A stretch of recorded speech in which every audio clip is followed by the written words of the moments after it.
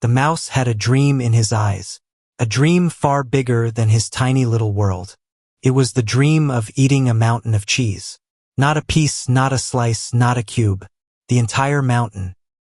He would envision this mountain of cheese, smell its aroma in his imagination, and then return to his empty, dusty burrow where only stale breadcrumbs and dried seeds lay scattered. This dream haunted him every night. Whenever he peeked outside, the silhouette of the distant hills looked like mountains of cheese to him. But then morning would come, and the mouse would remain right where he was. His grand dream remained just a dream, and the mouse would give up.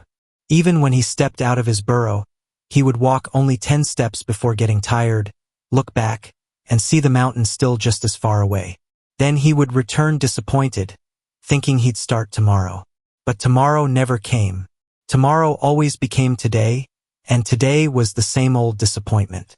The mouse had repeated this cycle so many times that he had now accepted that perhaps this cheesy mountain wasn't written in his destiny.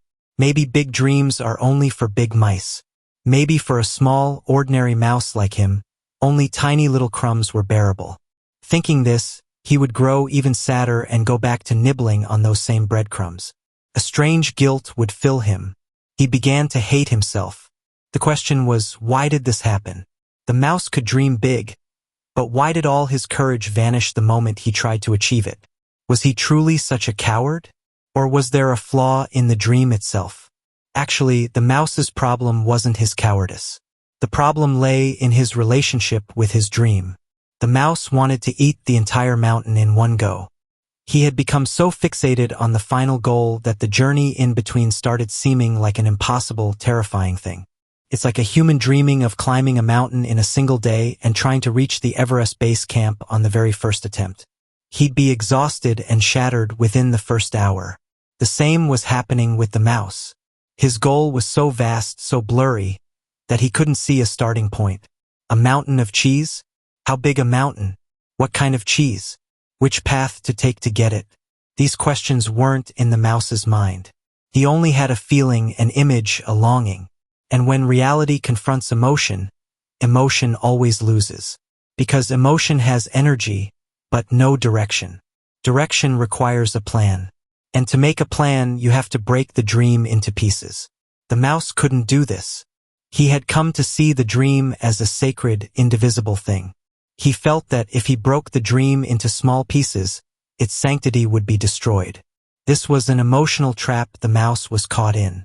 And there was only one way out of this trap, to turn the dream from a feeling into a project. Now the question arises, how do you turn a dream into a project? This is where the old but golden principle comes in, which the world calls SMART goals. But let's understand it in the mouse's language.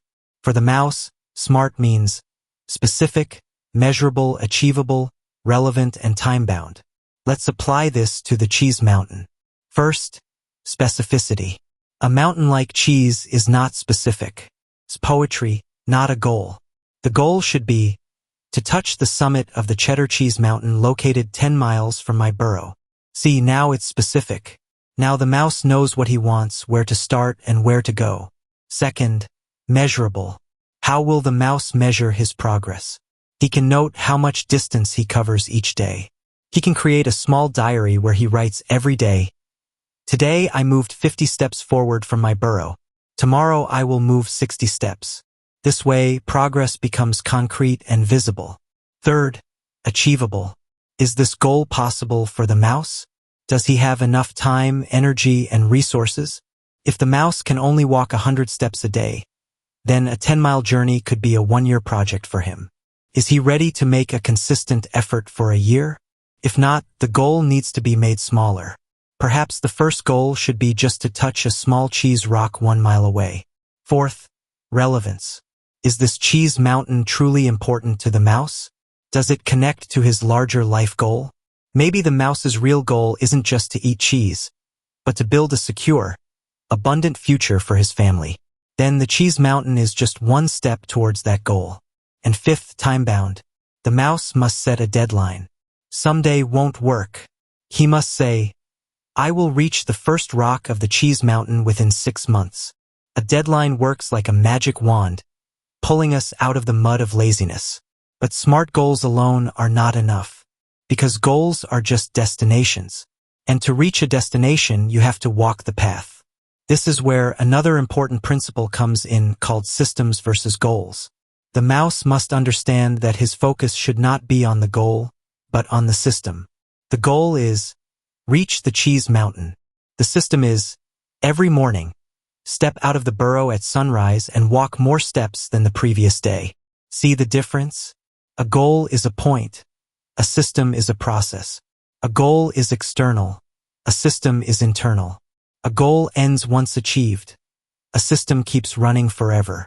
The mouse's biggest mistake was that he was only chasing the goal. When the goal seemed distant and impossible, he stopped running. If he had created a system, perhaps he would be on his way today. The beauty of a system is that it gives you daily victories. Achieving a goal can take months, but following a system makes you win every day. When the mouse steps out of his burrow every morning and walks his set time, he wins that day, regardless of how close he is to the mountain. This victory gives him satisfaction, boosts his morale, and motivates him to try again the next day. It's like a bicycle. The first pedal push is the hardest, but once the bicycle starts moving, it becomes easier to ride. The system builds the habit of taking that first pedal push. Now the mouse has two paths before him. The first path is the old one, where he dreams of the cheese mountain, kneels before it, and returns to his burrow. The second path is new, where he transforms his dream into a concrete, smart goal and then creates a daily system to reach that goal. The second path has difficulties, doubts, and fatigue, but it also has satisfaction, growth, and one day, a real chance to reach the cheese mountain. The first path has only false hope, followed later by deep despair. The mouse must now choose. Does he want to stay in that old, comfortable burrow where dreams are just dreams? Or does he want to step out and walk that unknown path where dreams can become reality? This choice could change his entire life. And this choice isn't just the mouse's. It's the choice of every human who dreams big, but can't muster the courage to achieve it. The next time you see a big goal, ask yourself, are you just chasing the goal, or have you built a system to achieve it? Because goals tell you where to go, but systems get you there. And remember, to eat a mountain of cheese, you don't eat it all at once. You eat it one bite at a time. So go on, take that first bite today. The mouse stood at the edge of a great decision. He had learned that merely dreaming of a cheese mountain would get him nowhere. He had to break his dream into a smart goal and then build a daily system to reach it. But here arose the biggest question. How does one even begin to build a system?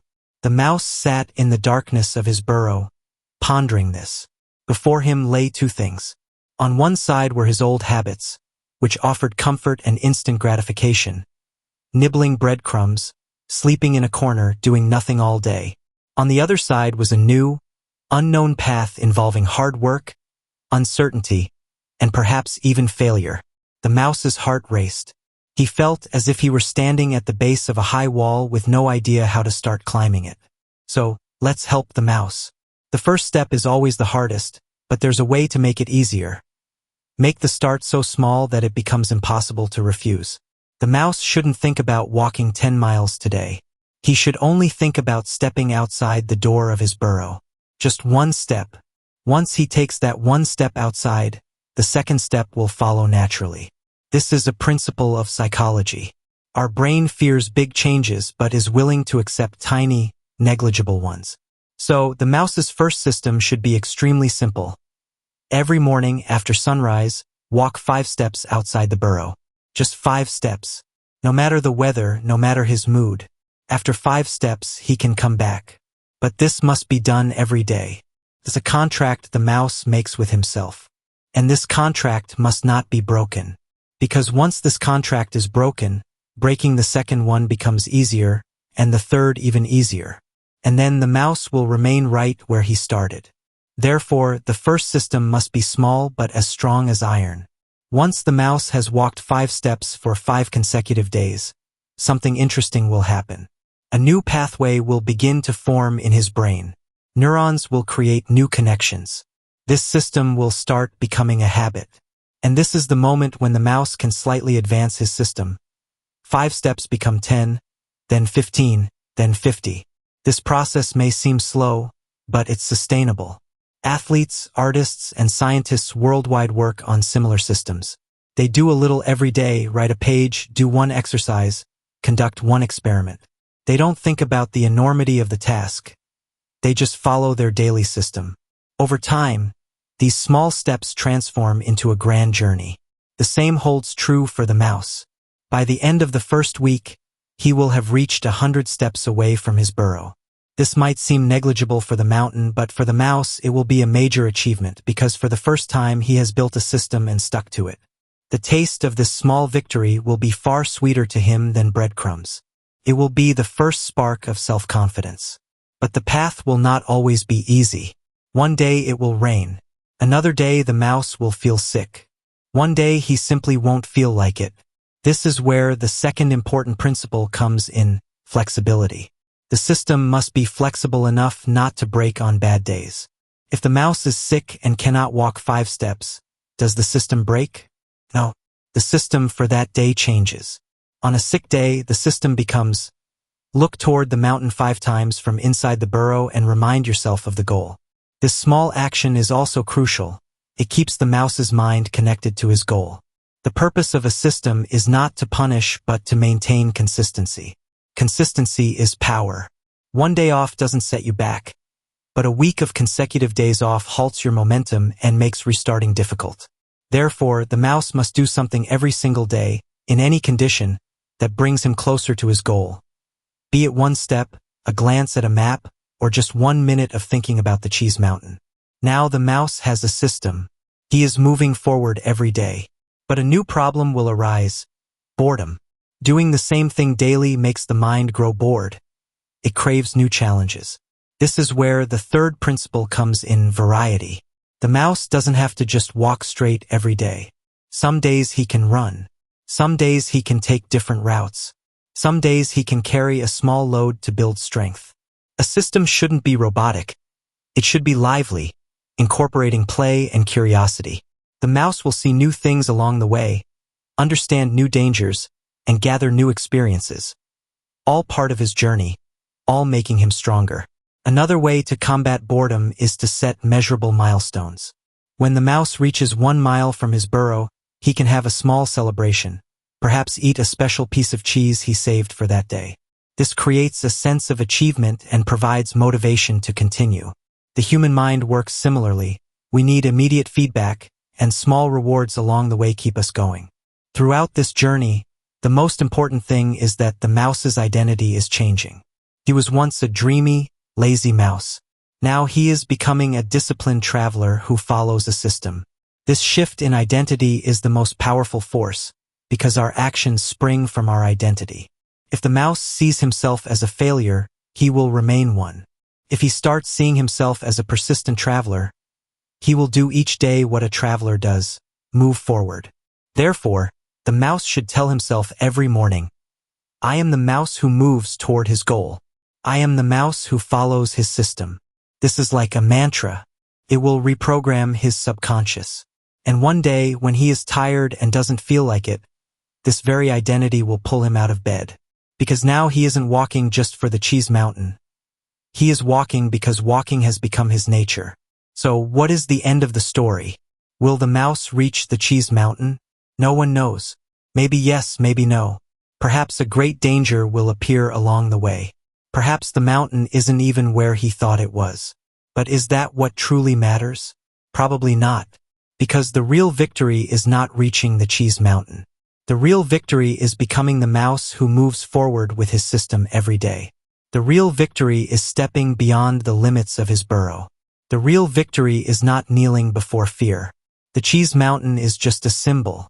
The real reward is the character built during the journey, the discipline, and the firm belief that if you keep walking a little each day, you can one day reach anywhere. So, the next time you dream a big dream, don't just chase it. Build a system for it. A system that is small, flexible, and brings you closer to your goal daily. Then, simply trust that system. Step by step, day by day. Because even mountains are crossed with small, persistent steps. And the mouse, if he keeps walking, may one day become a mountain himself.